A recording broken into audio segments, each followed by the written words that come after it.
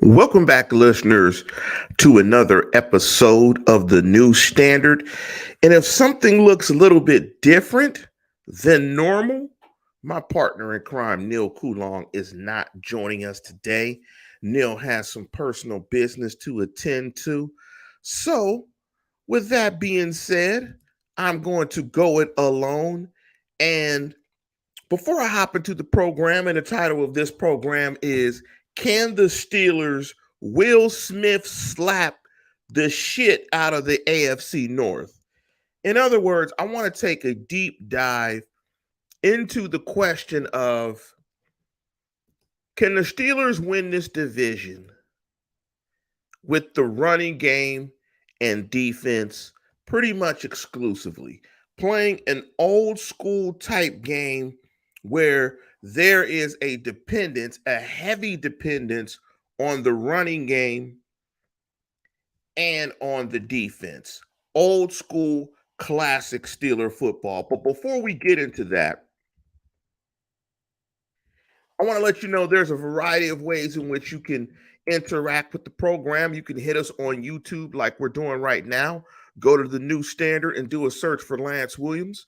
Also, you can hit us via podcast by going to Overcast, any particular podcast feed, going to Spotify, Google, any podcast feed, doing a search for Steelers and the New Standard. Also, want to give a big shout out to show sponsor Great Dads versus Everybody. Make sure you check out their merch. They do a fantastic job. I love their merch. I'm going to wear it. And I just wanted to get your feedback, listeners. If you're joining us, on YouTube, uh, do y'all like the Sailors Pittsburgh cursive hat? I kind of had to get that hat to be a little bit different. I think I might get the draft cap this year. I don't really like it that much, but I think I might get the draft cap because I like to get the draft cap every year. But before I get into the main topic of the program, essentially, is can the Steelers win the AFC North or be very successful this year, heavily relying on the running game and playing solid defense? That's what I really want to examine. And I'm going to take a little bit of a deep dive into it. But before I get there, there's a couple of news and notes things that I want to jump into. And the first is the overtime rules. And let me read to you the changes to the overtime rules. So it says both teams will have the opportunity to possess the ball in overtime in the postseason. If the score is tied after each team has possessed the ball, the next score wins. So it's sudden death at that point. If the team kicking off to start the overtime period scores a safety on the receiving team's initial possession, the team that kicked off is the winner. Now, when I think of the overtime rules, because currently, right now in the overtime rules, both teams don't guarantee get possession. And if the team that initially gets the ball scores a touchdown, the game is over. If you kick a field goal, then you get the ball back. There's been something, and big up to Mark Tobin, big up to Super Steelers. There's been something that I've never understood in regards to the overtime rule. Why does scoring a touchdown in the game and not scoring a field goal? Points are points. Does it matter that it's 3 additional points? If there's anyone out there listening to this program that wants to chime in with a comment on the YouTube thread or chime in with a comment in the show thread, I don't understand. I don't understand why 3 points, giving up 3 points extends the game as opposed to giving up 6 points. I mean, if you want both teams to just have a possession, just let both teams have a possession and make it like the overtime rules. Now, looking at the overtime rules, I understand a bit more, right? Because whoever loses, the season's over, the finality of it. But I hate the overtime rules, and I particularly hate the overtime rules. My point is basically this, and I kind of agree with Coach Tomlin. In most games, you have 12 possessions. You have 12 possessions on offense, you have 12 possessions on defense, and you have 60 minutes to impact the game. You have 60 minutes to impact the game. You have 24 possessions to win the game. So if you go to overtime, get a stop. If you give up a score, ball game, get a stop. Special teams, defense, offense, all part of the game. If you want to win the game, get a stop and go score. Ball game. I disagree with Super Steelers. You don't earn a possession just because another period started. If you want to get another possession, play defense and get another possession. We're not going to gift you another possession just because you're in overtime. Earn the extra possession. Period. Play D. Get the ball back. Maybe get whatever. It's football. That's the beauty of football. There's no guarantees in football. And that's why I think a lot of us love the game. There's no guarantees in the outcome, and it's violent as all hell. I mean, let's keep it real. Let's keep it funky. No, hate the overtime rules. Another thing I wanted to jump into was the updates to the Rooney rule. And let me read it. I got an article pulled up here. And let me just read from the article here. It says, in addition to the offensive assistant coach mandate, the league also added women to the language of the Rooney rule at all levels. So now you have to hire a minority candidate. That includes a woman on an offensive staff. I also think that it says, and I'm not getting through the article quickly enough here. I think it, correct me if I'm wrong, it also says that the salary is also paid by, doesn't necessarily have to be paid by the team. Here's my problem with this, right? And I don't have a problem with the league trying to tweak the rule, but I think we've clearly seen that the NFL doesn't get this right typically. So it's no mystery that they got it wrong again this time. Why is the NFL setting it up where women are competing with people of color in terms of who's a minority? So the way it reads is you can hire, so all 32 teams must hire a minority offensive assistant coach. Why not hire 2 offensive assistant coaches, either a woman or a person of color? And I hate the term minority in and of itself. I'm not a minority. I don't consider myself a minority. I don't agree with the terminology anyway. But again, the NFL doesn't set it up right. If you're going to set it up, why have women compete with people of color? So what happens if you hire a black woman on your offensive staff? Does that check both boxes? I don't get it. It doesn't make any sense to me. I don't think it does what they think they want it to do. I mean, the NFL has a problem with hiring black head coaches. I think there's been 20 in the history of the NFL. I mean, period.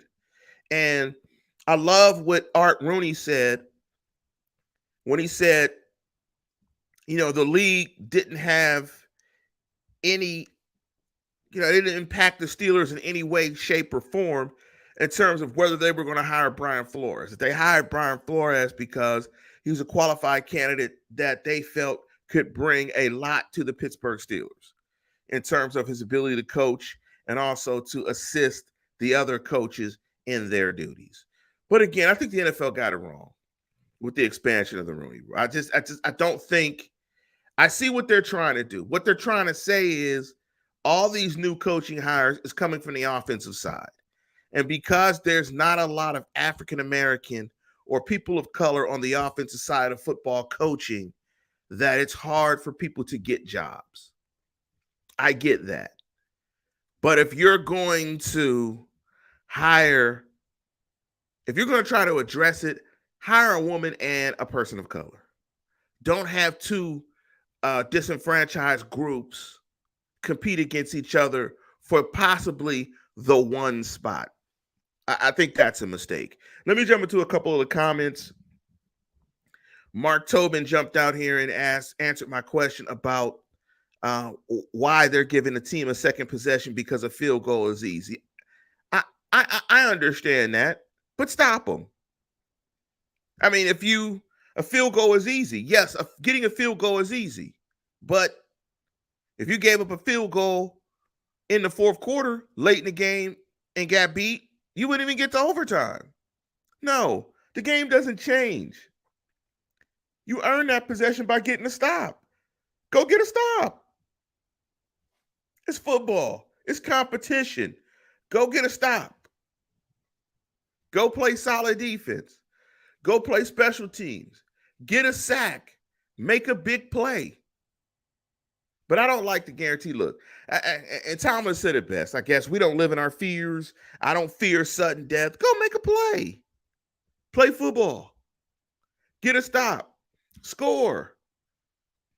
Guarantee get the ball. I mean, because even with the changed overtime rules, if you both go out and score field goals, if you both score touchdowns or field goals, I mean, you're going to get the ball in you. You're going to get the ball. I mean, both teams will have an opportunity to possess the ball. If the score is tied after each team has possessed the ball, the next score wins. So if you both score touchdowns, you still got to get a stop at some point to win the game. So I don't get it. Big up the Steelers, baby, for hopping into the program. I don't get it. I don't get it. Just get a stop. Period. Get a stop and score. Score first, get a stop in the game. Play D. Play offense. Play good special teams. Win the game. So let's jump into the main topic of the program. And the main topic of the program and the title of the program is, can the Pittsburgh Steelers Will Smith slap the shit out of the AFC North? Essentially what I'm getting to, and I had to throw Will Smith slapping Chris Rock into the title, and that was an unfortunate. That was very unfortunate. That's not the way people should act and conduct themselves. And by no means do I condone Will Smith's actions. But I think when we look at Steeler fans' reactions to Deshaun Watson becoming a part of the AFC North, along with Lamar Jackson and Joe Burrow, you've got three very good quarterbacks. And Deshaun Watson, I think you've got a top 7 guy. All those guys, to me, are top 10 quarterbacks. Mitch Trubisky, not so much. I don't know how he's going to play for the Pittsburgh Steelers, but I don't think anybody listening to this show, the podcast, or on live with us thinks that Mitch Trubisky is not the 4th best quarterback or the worst quarterback in the division. So naturally, when you hear that, particularly Steeler fans, they go into the 1980 old school bag. You got to run the football, play solid defense. And so that made me take it. I already believe a certain way. But that just made me dig in a little bit deeper into the question of playing defense and running the football and winning games. First of all, when you look at the Super Bowl winners, starting from 2017 to 2021, I took a small sample size of 5 years. The differential, the point differential, let me give it to you for each of those champions. In 2017, the point differential for the Patriots was 9.4. The outlier was the Eagles at 0.8. 2019, it was 9.7. 2020, 8.9. And last year it was 6 points. Nearly it was a touchdown. So when you look at the years from 2017 to 2021, outside of one season, every Super Bowl winner, the point differential was at least a touchdown. When you look at the Chiefs in 2019, it was damn near 10 points, and so forth. And the same thing for the Patriots in 2017. When you look at those numbers, what it tells you is you cannot win a championship, let alone a division, by simply running the football and playing solid defense and trying to play the time of possession game. You can't do it. Because to compete for a championship, you need to be blowing teams out pretty much all the time. Good teams beat bad teams by a lot, and they beat good teams by a little to a lot. So they beat bad teams. So those Chiefs teams and Patriots teams and those teams, they blow out bad teams and they beat good teams by 5 to 7 points. That's how you get it to 9. So if you want to win a championship, you need to score a bunch of points. It is too hard in today's NFL to consistently stop teams. Pass rush to a large standpoint. And you look at the Steelers, you look at their pass rush numbers over the years. I mean, they get a ton of pressure, a ton of heat in the passer. Doesn't translate to championships. Defense has been muted. The NFL has taken the claws out of defense. You can't get physical with wide receivers. You can't get physical and hit quarterbacks and really punish them. Defense is just too variable because of the rules. And you couple in free agency and a lot of other factors. It's too difficult to play consistent defense every single season. However, on the offensive side of football, the way that the rules are set up, you can score a bunch of points, and you need to score a bunch of points. But saying that you're going to win a division and just by playing solid defense and run, no, that's not going to work.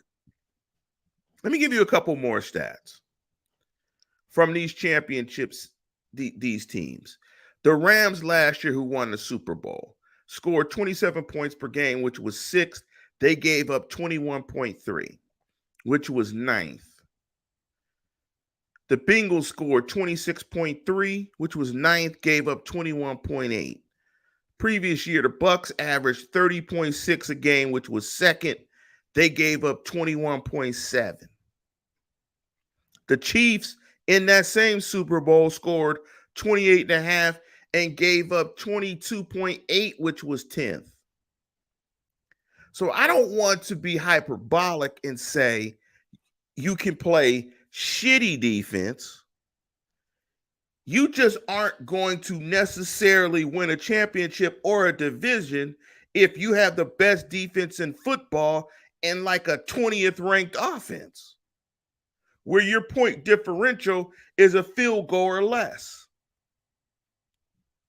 When you play close games, you have an opportunity on a swing of a play here or there to lose all of those games.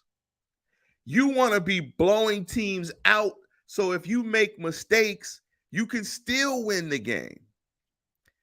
Close games are a recipe for disaster, especially for this Steeler team with a quarterback like Mitch Trubisky. You don't want to be playing close games every single week. Let me give you a few more stats from these teams in the last 5 years. 2017, Patriots, 2nd in offense, 28.9, 7th in defense. And when you can score in the top 5 and have a defense in the top 10, that's the magic number. So to all of you guys that are talking about, yeah, you got a defense in the right, that's fine. But I'm not saying you can be terrible on defense. because that puts pressure on you to continue to score. But what I'm saying is defense is not going to be the foundation of you winning a championship. If you can't score 25 points or above, and that's the other thing that you guys should have noticed in the stats that I'm listing. Rams 27 points, Bucks 30.6, Chiefs 29.9, Patriots 28.9. The outlier is the Eagles. But the Patriots, who they beat in that Super Bowl, averaged 27.7. If you want to give your team, the best chance to win a Super Bowl, score 25 points per game. Score 25 points per game. It's on the offensive side of the football. Let me jump into a question here from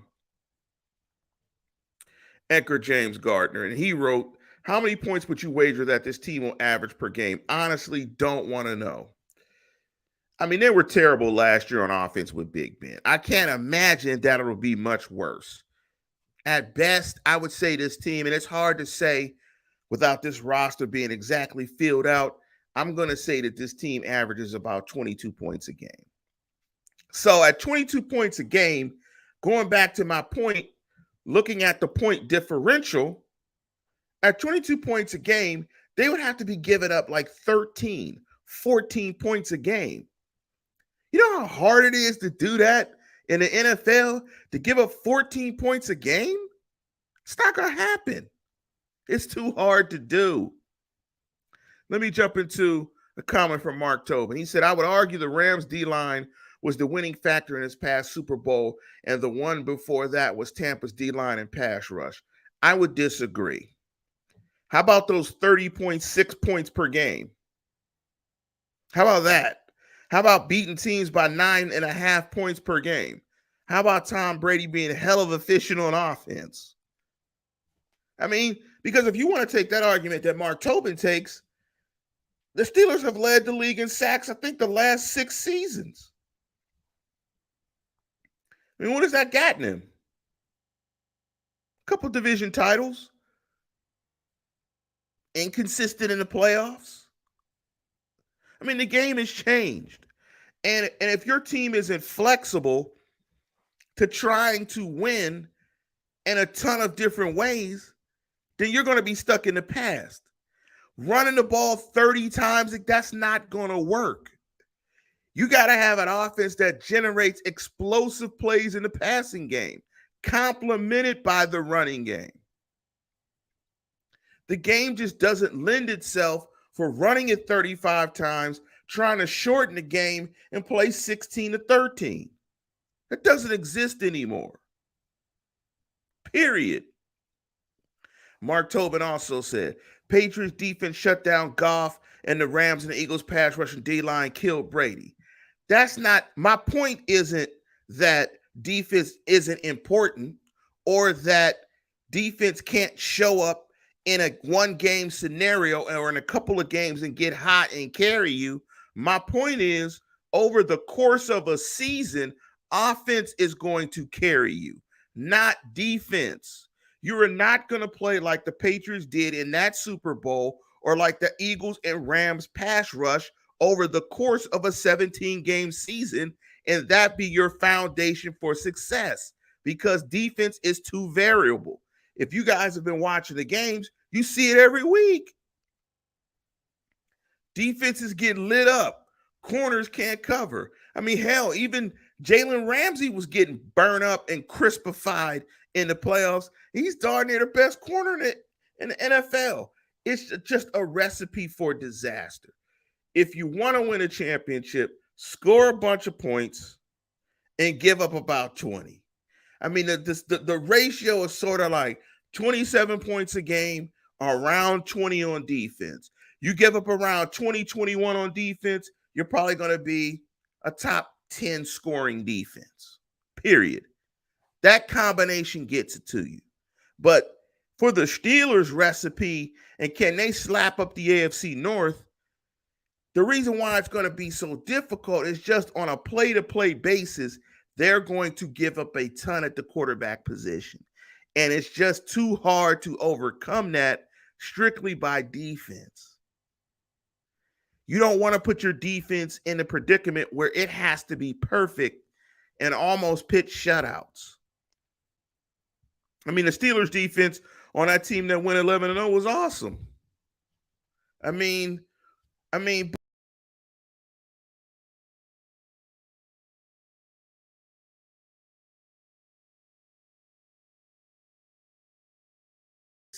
so on and so forth. Let me read the comment here. I miss the days of suffocating defense and smash mouth offense.